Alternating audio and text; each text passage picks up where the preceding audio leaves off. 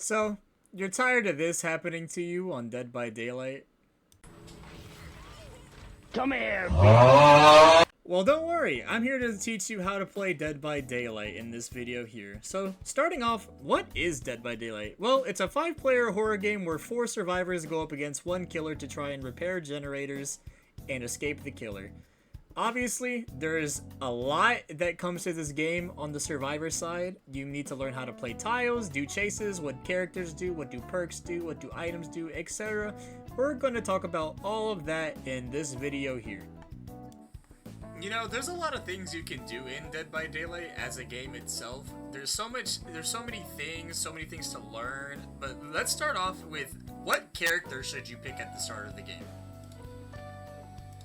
So if we head to Survivor here, when you first start the game, you're going to have access to the following 8 characters. You're going to have Meg Thomas, Dwight Fairfield, Claudette Morrill, Jake Park, Nia Carlson, William Bill Overbeck, Ace Vinscotti, and Fong Men.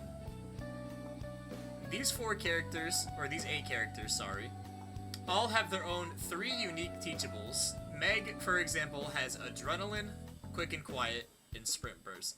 Adrenaline, when the last gen is finished, you gain a health state and 50% haste. We'll talk about haste in a moment. Quick and Quiet will hide your noise when you vault. And then Sprint Burst gives you haste for 3 seconds. What haste does is it makes you run faster, basically. And will cause exhausted. We'll get into all the status conditions in a moment. But for starters, the playstyle is up to you. I think the best character to start with in this game, if you're just getting into it, is going to be either Meg or going to be Dwight, solely because of their perks. They're pretty good. Meg's 3 perks are based morely on just doing chases against the killer. If you want to start practicing against the killer for chases, Meg is your person.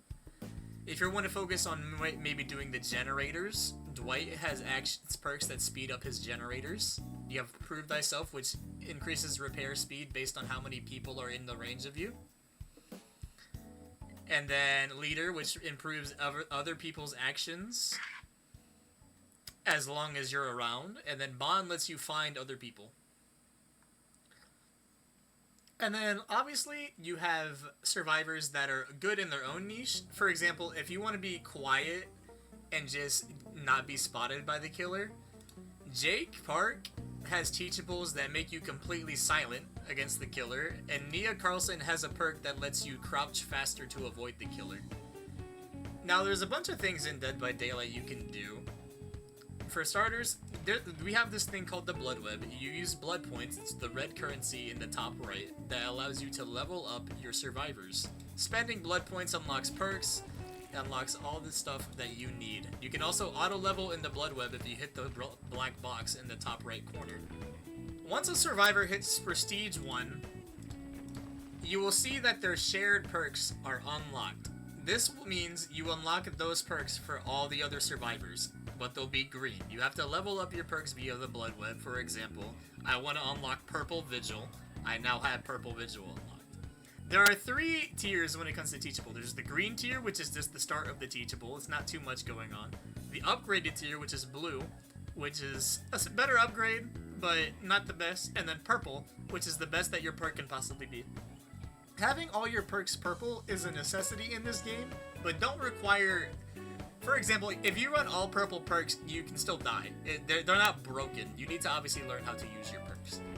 Let's make a simple build with Meg Thomas. I have this one already pre-set up. Meg is obviously about dealing with chases.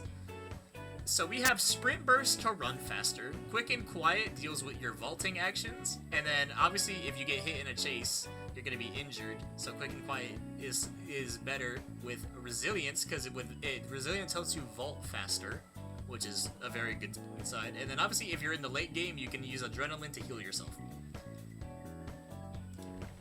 Every survivor has their own offering that they can bring into a trial, mostly dealing with points in the maps themselves. There's better offerings to run, but I won't get into them in this video. And then here are all your held items as a survivor. You have keys, which let you open the hatch at the end of the game. The hatch is already automatically opened if you're the last survivor remaining. However, if the killer closes it, you can use the hatch. You can use the key to go through into the hatch. We have toolboxes, which help you speed up saboing hooks and repairing generators. You have flashlights, which let you blind the killer. You can also blind the killer to save a friend who's been picked up. I'll show footage on screen. There's medkits, which unlock the self-healing action. You cannot heal yourself normally. You have to find a teammate to heal you, or you can use a medkit.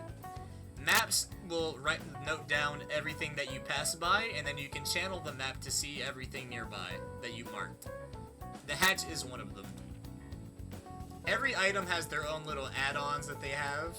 I won't get too much into the add-ons, but they're pretty simple to read. Obviously, add 10 charges to a medkit, add 16 charges, add 8 charges, increase the chance of triggering a skill check, etc. There's not too much going on. So now let's get into the actual gameplay loop of this game. So starting off in chases, something you want to pay attention to when you first start is how to play tiles. When you're playing tiles, it is important that you pay attention to the killer's red stain. It shows that he's facing forward. This is easy to show that he's chasing you. Learning the tiles is one of the most important things to do in this game. There's different vaulting speeds that you can do, but obviously hugging a wall in this game is important because it allows you to lessen your collision, which makes you go faster. You see how I take the vault here. Hiding in lockers is also very beneficial. It allows you to hide, obviously. So if a killer is going to check nearby you, you can see him walk by. As you can see, he does not see me.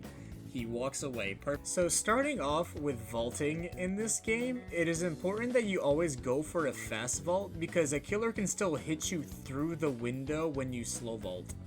On your screen, you will notice this bar. This is referred to as a status bar. It shows I'm exhausted and that there's a hex perk. Killers in this game have a hex perk. They're really strong perks associated with a glowing totem. Once you break this totem, the hex perk is deactivated. The example in this game is Ruin, but there is very much more stronger perks in this game that a killer can run, so always check your totems. Yeah.